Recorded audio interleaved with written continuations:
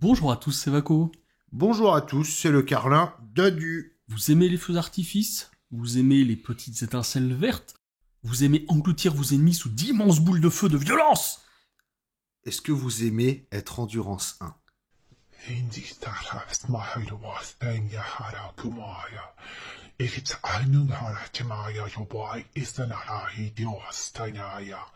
Depuis un certain nombre d'épisodes de ce merveilleux podcast, on n'arrête pas de vous parler de la magie peau verte.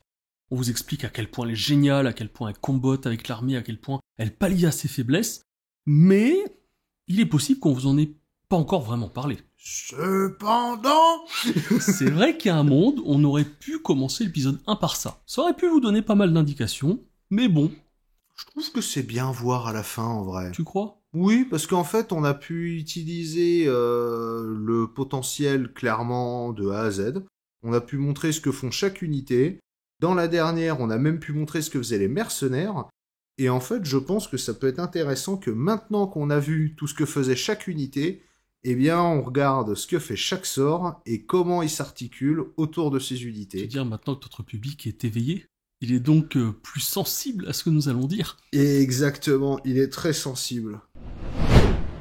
Est-ce qu'on pourrait refaire un micro-rappel des règles, notamment comment fonctionnent les sorts ratios et comment on les remplace? Parce qu'il y a quelques semaines, j'ai eu une anecdote de deux joueurs qui ont fait une partie à l'assaut, et il y en a un qui me disait « Putain, c'est vraiment bizarre de jouer à un niveau 4, on a accès à 4 sorts, mais vu que dans le livre d'armée j'en ai que 2, bah, j'ai l'impression de surpayer le niveau 4, puisque je lance que mes 2 sorts ratios, et je vois pas ce que je peux lancer d'autres. » Ce qui se passe, c'est que quand on a un niveau 4, admettons, on jette 4 dés. Quand vous avez un double, vous relancez jusqu'à ne plus avoir de double. Ça peut être très chiant et très long. C'est pas la meilleure des règles. Ouais, c'est pas la meilleure des règles, effectivement. Après, le fait qu'on choisisse sur un double, j'étais pas non plus spécialement plus fan. Je trouve que, quand même, faudrait trouver un d'entre-deux, mais je sais pas trop comment le faire, Bah, donc je la ferme et je les laisse. Moi, des fois, ce que je propose à l'adversaire, quand je vois que j'ai fait 2-3 rolls et que j'arrive pas de retomber sur un 3 que j'ai eu, bah, je lui dis écoute, voilà, là, faut que je relance un de mes sorts, bah, sur un 1-2, je prends le sort 1, sur un 2-3, je prends le sort 1, et sur un 5-6, je prends le sort 1. Ou sur un 1-2-3 et 4-5-6, comme ça, pour aller plus vite, comme ça, pour diminuer, en fait, la possibilité de reroll. Alors, effectivement, c'est pas dans les règles, mais des fois, je trouve que ça permet de gratter 10 secondes, et à chaque fois que j'ai proposé à mes adversaires, ils étaient très contents, Ouais. plutôt que de moi roll en boucle un dé, Mm. et de retomber à chaque fois sur un des résultats que j'avais déjà. Oui, ça c'est clair. Donc en fait, la génération de sorts, donc tu jettes tes 4 dés, et ensuite tu as du coup 6 sorts par domaine. Tu choisis d'échanger un sort du domaine contre un primaire ou un sort héréditaire, ou maintenant on l'appelle emblématique. Donc, ce qui veut dire que, cas concret, j'ai par exemple ma magie de bataille, j'ai avec mon niveau 4, 4 sorts entre le 1 et 6. Il y en a un, par exemple, à tout hasard, l'attraction des flèches, où je me dis ça sert à rien, j'ai une armée de corps à corps, j'en veux pas.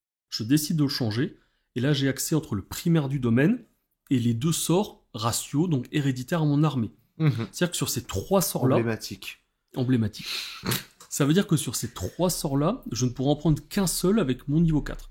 Et encore, tu vois, tu vas avoir des armées où ils vont être vraiment dans un espèce de dilemme. Par exemple, je te parle du cas des nains du chaos, mais les nains du chaos, il y a 3 sorts emblématiques. Tu vois, chez les Skaven, et en fait, c'est là où aussi faut se dire que Old World est quand même très bien conçu, c'est qu'en fait, les sorts emblématiques ratio, ils vont vraiment être en synergie totale avec l'armée. Petite précision suite à la fac 1.3, où je voudrais y venir. Le familier de savoir a reçu un petit nerf, et c'est une très bonne chose, parce que je le trouvais vachement fort. Et bien maintenant, le familier de savoir, donc vous pouvez choisir vos sorts dans le domaine, mais par contre, vous devez rester exclusivement dans le domaine de sorts où vous allez chercher.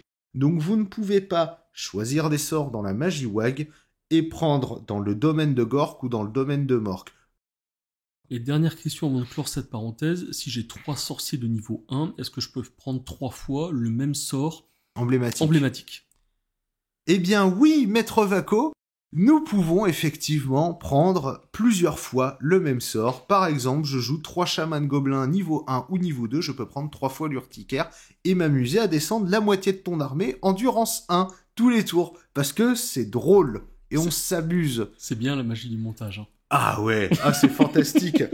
True story, j'ai été chercher quand même avant de vous dire une connerie. Parce que je vois le commentaire assassin de 30 000 lignes. Ouais, alors en fait, j'ai mis ton timecode, en fait. Alors vraiment, déjà, c'est marqué qu'en fait, t'es qu'une merde parce que tu t'es planté. Et en tout cas, trêve de blabla, on vous parle donc aujourd'hui des domaines de Gork, de Mork et de la Magiwag. Raphaël, à toi. Squalala, nous sommes partis. Donc, le domaine de Gork. Alors lui, pour le coup, il est accessible. Donc, comme vous avez avec les sorciers d'à peu près toutes les races, vous allez avoir, on va résumer ça sous forme de domaine ratio. Donc vous allez avoir par exemple chez les nains du chaos la règle spéciale domaine d'Ashut, chez les Skaven domaine du racornu, etc., etc. Le domaine de Gork, en fait, il est affilié aux orques, à la surprise générale, puisque Gork c'est le brutal mais rusé, et le domaine de Mork, plus petit, plus sournois, avec des petits doigts griffus, tapis dans le fond du terrier. Il est avec les gobelins et leurs petits yeux porcins. Pour le coup, le domaine de Gork, bon, à la surprise générale, va être beaucoup plus agressif. Donc en racial, nous avons 2 ratios liés au domaine de Gork. C'est le crasse-tête, c'est un assaillement, valeur de lancement 10+, une patate, force 6, blessure multiple D3, sans save ni régène autorisé, à part les invulnérables. Ça, c'est vraiment pas mal. N'oubliez pas que les assaillements, je le reprécise, je crois qu'on en avait déjà parlé, mais ça se balance à chaque round de corps à corps, donc vous allez pouvoir en balancer pendant le tour de votre adversaire. Et hormis les portées lanceurs, c'est l'un des seuls sorts qui peut se lancer au corps à corps aussi. Regard de Gork, là vous êtes littéralement le protecteur dans The Boys. Vous tracez une ligne de 5d6 de long, ça se balance sur du 9+, projectile magique. Tout ce qui est en dessous, ça se prend une patate force 5 PA3. Et en vrai, le regard de Gork, c'est super bien, parce que vous allez pouvoir fumer du redirecteur comme vous voulez. Et en vrai, quand vous jouez de l'orque et gob, vous avez de la frénésie par moment, de l'impétueux, et purée, ça fait du bien. Même les machines de guerre. Ça, tu les tapes alors que t'as pas besoin de ligne de vue. Ouais, après tu feras que par contre une blessure. Et c'est force 5, c'est du tir. Les machines de guerre, t'en as qui se baladent en du 5, d'autres en du 6, d'autres en du 7. Ça peut être vite relou. C'est-à-dire tu peux grignoter. Tu peux grignoter. Alors que par contre, le F5PA3, même par exemple, tout con, mais même sans parler de redirecteur, le pavé de cavalier bretonien en fer de lance, tu te débrouilles pour en choper 3 ou 4, et puis allez, let's go en voiture Simone. Donc projectile magique, faites attention quand même, il faut avoir une ligne de vue, alors une ligne de vue, oui et non.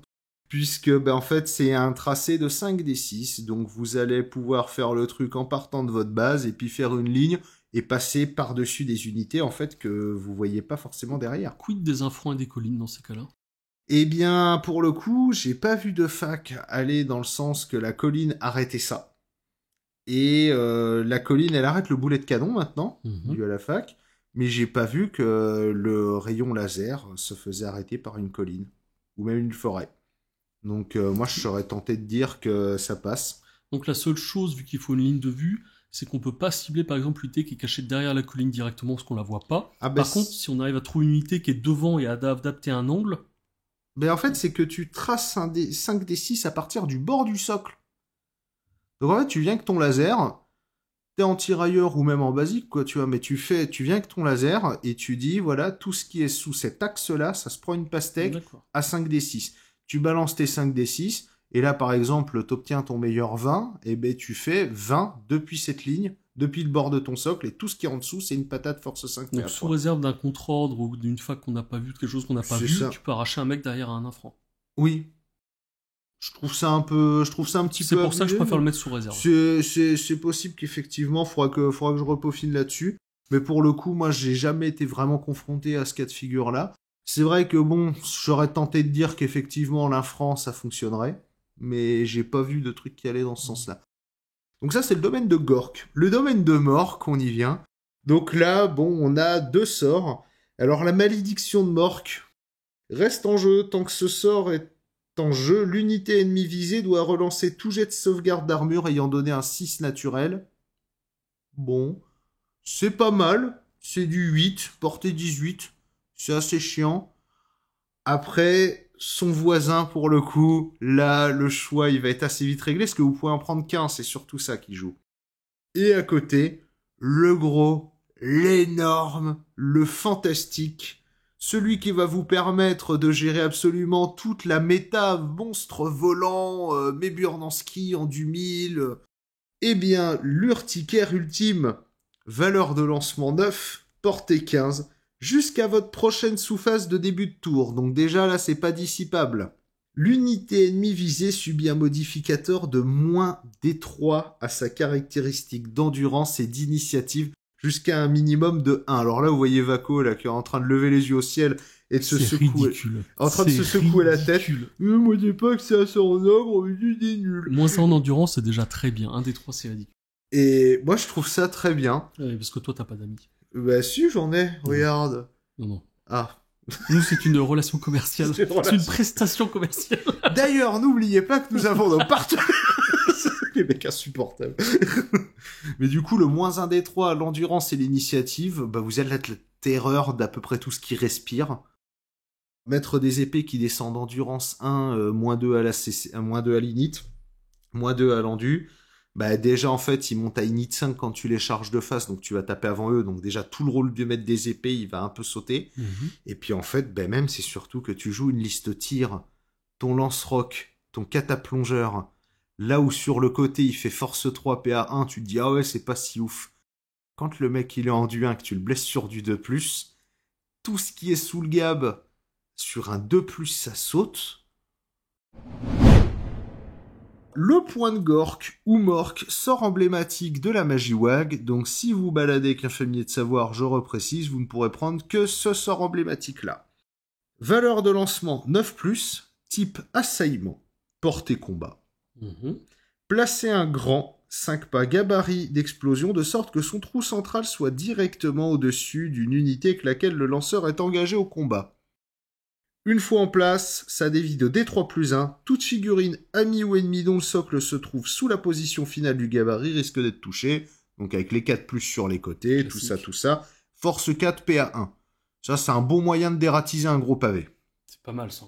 Ouais.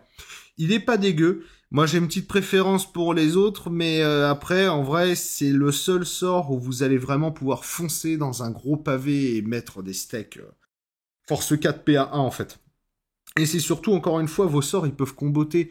Donc en fait, t'arrives dans un pavé de martelier, tu te dis, ah ouais, pas ouf et tout, je vais pas pouvoir faire ce que je veux. Mais en fait, tu les laisses en endurance 1. Et puis, problème réglé. Ou même, en vrai, moi, ça m'arrive avec... c'est en Ducat armure lourde. En vrai, il se retrouve en... Tu blesses sur Ducat, il a une 6+, en vrai, tu dégages un... Mais si tu le blesses sur un 2+, c'est encore plus tranquille, tu vois. C'est ça que je veux dire. En fait, vraiment, l'urticaire ultime, ça va être la réponse à beaucoup de problèmes. Alors, genre, justement, on pourrait presque faire encore une micro-parenthèse, putain, on n'avance pas. C'est que l'urticaire ultime, au bout d'un moment, ça devient la réponse à trop de problèmes. Oui. Et je trouve que vous pouvez vite être dépendant de ça et oublier qu'il y a d'autres façons de jouer. Et le jour où 2 crocs de sable, 2 saletés, 10 trappeurs, 3 archelfes, en fait, vous ont chopé votre magicien encore à corps et que vous l'avez pas, ben vous pouvez avoir ce petit côté, putain, j'ai plus mon cheat code, j'ai plus mon truc, comment je fais ? Mon cheat code, tout de suite. Oh, ça rage. J'entends ? Du gros sel. T'entends ce silence là ? Du gros sel. Ça, c'est le cri des gens qui te soutiennent. Bah, y a personne. T'es tout seul. T'es cul de merde. T'es con quoi ? C'est l'inverse. T'es con pour débile. Bon, ensuite. Le regard vindicatif. Projectile magique. Valeur de lancement 8. Portée 21. Donc ça, c'est pas mal. N'oubliez pas que vous allez avoir aussi des petits trucs comme l'idole de Gork qui vous ajouteront par exemple 3 à la valeur, enfin 3 à la portée de lancement. Donc vous aurez des sorts qui pourront monter à 24 par exemple dans son cas. Eh bien c'est force 7, blessure multiple D3 sans save autorisé à part les invus et les régènes. Ça aussi c'est la réponse à pas mal de problèmes, dont les monstres volants, 30 000 saves additionnels et tout ça. Le rapport de Gozer quand il est chez Namgame. Ouais. T1, boum, allez dégage ton canon. C'est ça, et c'est surtout très important, la dernière petite ligne, on a revu Sectosca l'autre jour, ça m'était un peu sorti de la tête, mais ça peut cibler une unité ennemie engagée au combat. Attention toutefois, c'est une unité, donc un personnage tout seul sur un monstre étant une unité classique étant une unité. Mais vous pouvez pas dire par exemple, je cible le champion ou le sorcier dans le pavé, parce qu'en fait, c'est pas une unité, il fait partie de l'unité. Vous ne pouvez pas cibler un mec en particulier.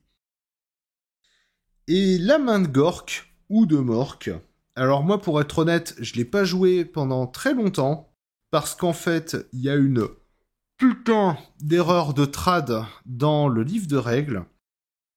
c'est marqué, ce sort peut cibler uniquement les personnages amis, mais il peut cibler les personnages engagés au combat. Vous pouvez immédiatement retirer le personnage cible ami du champ de bataille et le replacer n'importe où à 2d6 de sa position d'origine, mais pas plus de 3 pas de toute figurine ennemie. Toutefois, en cas de double 1, le personnage atterrit mal et perd un seul point de vie. Notez que ce sort autorise un personnage à quitter le combat. Et là, dans ce que je viens de vous dire, il y a une grosse connerie. C'est que c'est marqué que c'est pas à plus de 3 pas. Et en fait, c'est justement à plus de 3 pas. C'est pas en dessous de 3 pas. Et en fait, moi, au début, quand je voyais le sort, je me disais, ah ouais, mais c'est pas ouf. Et donc là, effectivement, c'est un sort transfert. Valeur de lancement 7, portée 18. Et là, c'est bien marqué. Vous le déplacez à 2d6 de sa original location, donc sa position d'origine, but not within, et pas without, but not within 3 pas of enemy models. Donc là, ça change absolument tout. Et moi, c'est vraiment pour ça que je le sortais pas au début, ce sort. À chaque fois, ça passait en urticaire ultime, puis je gardais les autres.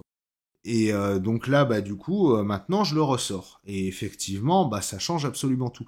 Et la Trollag, c'est là où, un des points positifs au fait qu'elle soit un personnage, c'est votre Trollag, elle a loupé un test de stupidité ou elle a fait un truc pas comme il faut, vous pouvez la balancer devant chez le mec et t'es obligé de me passer dessus avant de faire autre chose. Tu devras faire aussi ton test de terreur avant de me charger quand même, accessoirement. Ou alors, vous avez réussi votre test ou quoi que ce soit, mais votre Trollag avec son mouvement 5, vous la trouvez un petit peu trop lente ou elle vous embête, ou vous voyez des tirailleurs sur le côté qui peuvent vous embêter. Je te téléporte de 2d6 de ta position d'origine, t'atterris à côté, à ta phase de tour, tu leur balances ton souffle dans la gueule. Et ça peut être vraiment coquin. Vous pouvez aussi avoir un pavé qui s'encastre dans votre Trollag qui est à 2 doigts de mourir. Derrière, vous avez votre pavé de troll qui est prêt à arriver. Et là, vous faites, la Trollag, ça va, t'as fait ton job. Je te balance derrière l'unité. Et vous pouvez la mettre derrière, et vu que vous la retirez et vous la positionnez, quand elle arrive, vous la positionnez comme vous voulez. Donc vous pouvez mettre les 6 trolls avec arme lourde, 4 pef par tête en face, et de l'autre côté, la Trollag. Et le mec, il se retrouve cerné entre 2 trucs pas spécialement fun. Absolument. Donc ça peut vous servir à plein de choses. Ça peut sauver votre boss aussi, votre général qui est en duel un peu malencontreux, et c'est mal engagé, vous faites non, je dégage mon général, et il s'en va. Alors d'ailleurs, en parlant de général, ça marche sur un personnage à pied, monté, vouivre, char? Aucune précision, un personnage. Donc t'as un mec sur char, un mec sur vouivre, t'as ta Trollag, t'as ton chaman sur loup, t'as ton mec à pied, ça dégage si tu veux.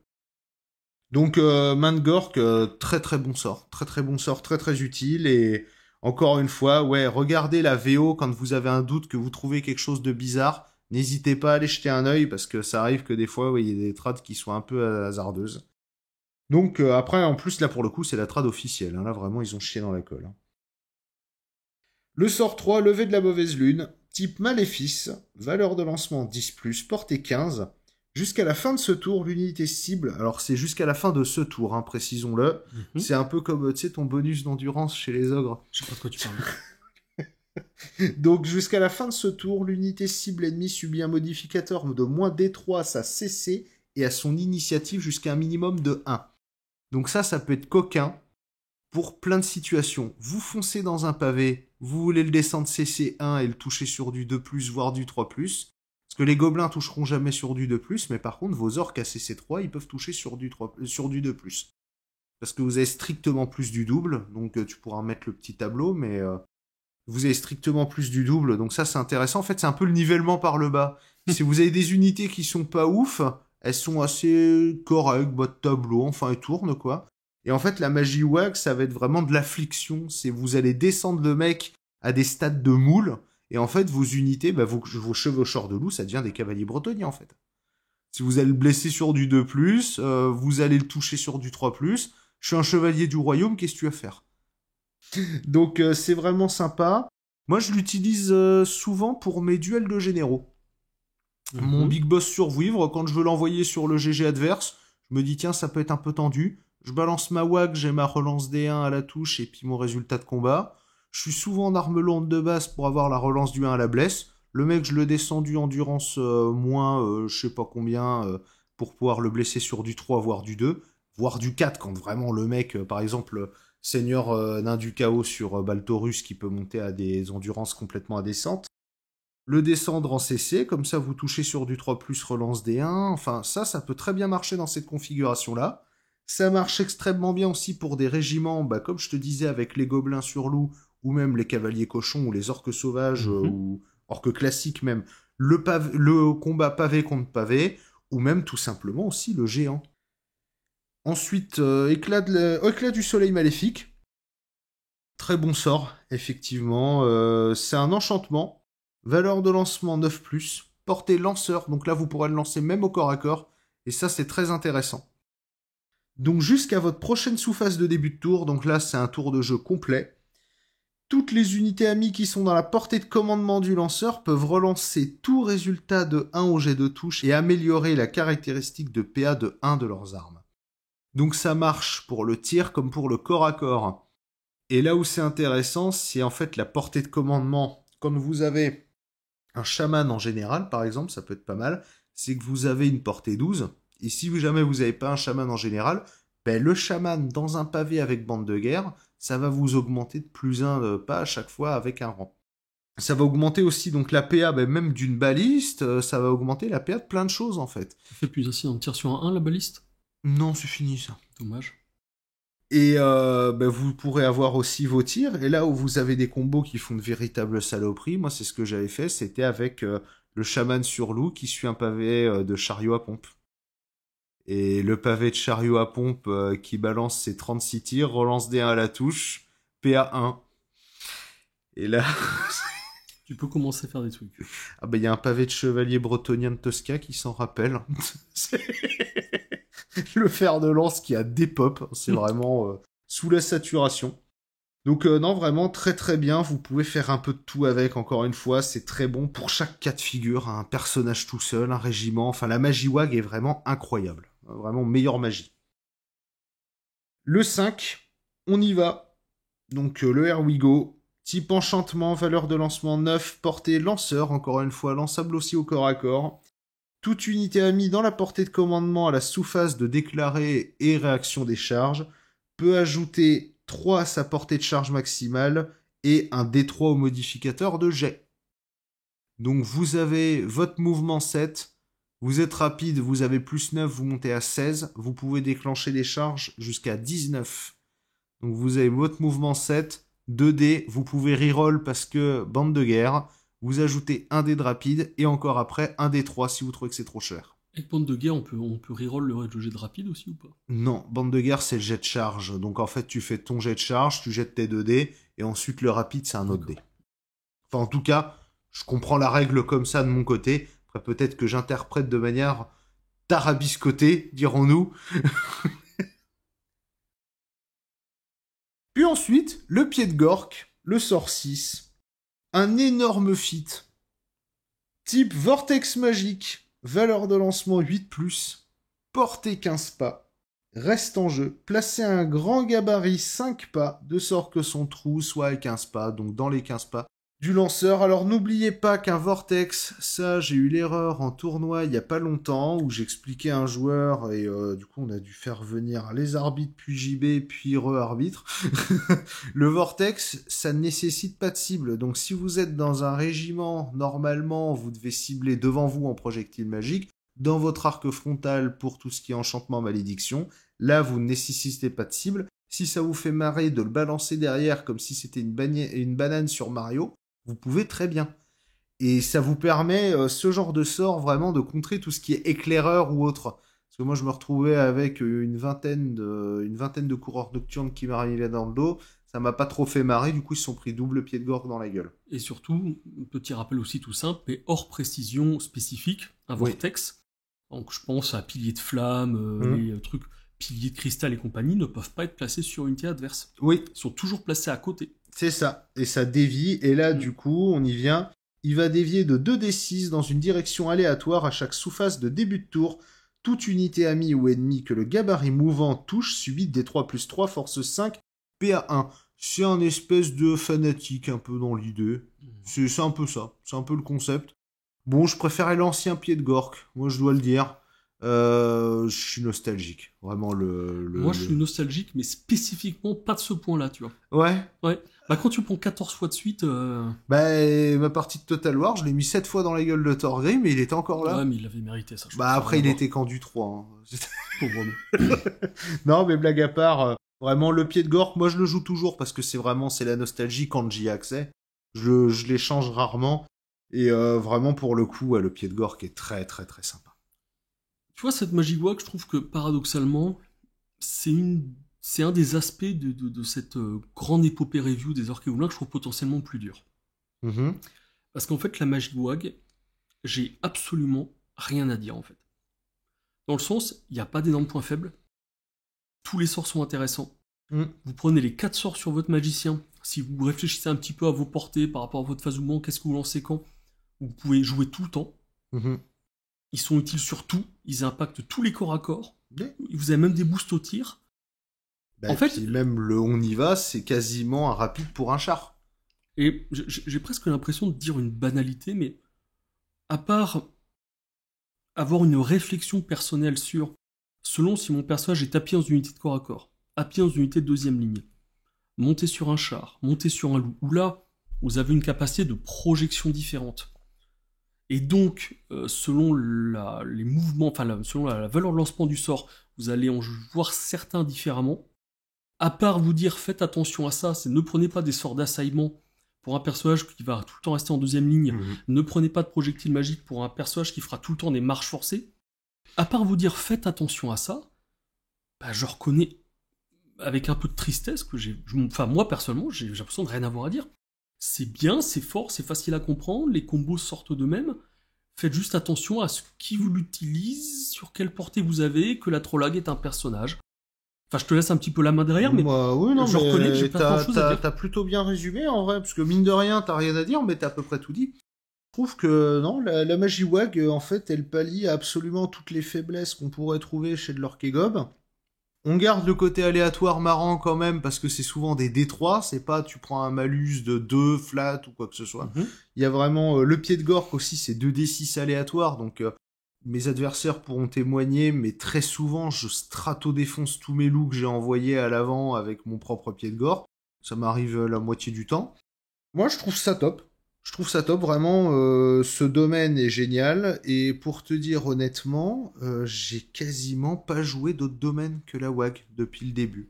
En fait, je reste en WAG parce que je suis bien, je connais le truc, je suis à l'aise, et les autres domaines, en fait, quand je les vois, je fais, ouais, ils sont sympas, mais en WAG, j'ai ça. Mais juste mais. Ils sont sympas, mais point. C'est ça.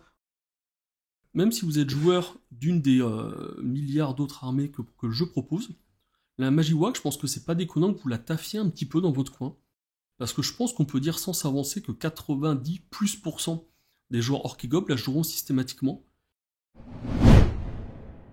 Et pour conclure sur cette belle magie, je vous transmettrai la parole d'un grand philosophe dont j'ai lu les écrits éternels sur je crois que c'est sur le Warfo, sur un Discord. Non, c'est sur le Discord All World France, il y a pas longtemps. Vous savez, en parenthèse, avec Raph, on se troll un petit peu sur les ogres, parce que bon, on va dire qu'on a des heures de discussion sur le sujet. L'armée ogre, c'est vrai qu'on la trouve un petit peu en dessous ces temps-ci. Et l'autre jour, sur le All World France, je regarde une discussion, et un joueur qui dit voilà, je m'appelle Titouan, j'ai 20 ans, je voudrais vraiment essayer de m'améliorer avec mes ogres, j'ai fait 10 parties, j'ai pris 10 culs, je me fais laver tout le temps. Comment on fait pour gagner en ogre?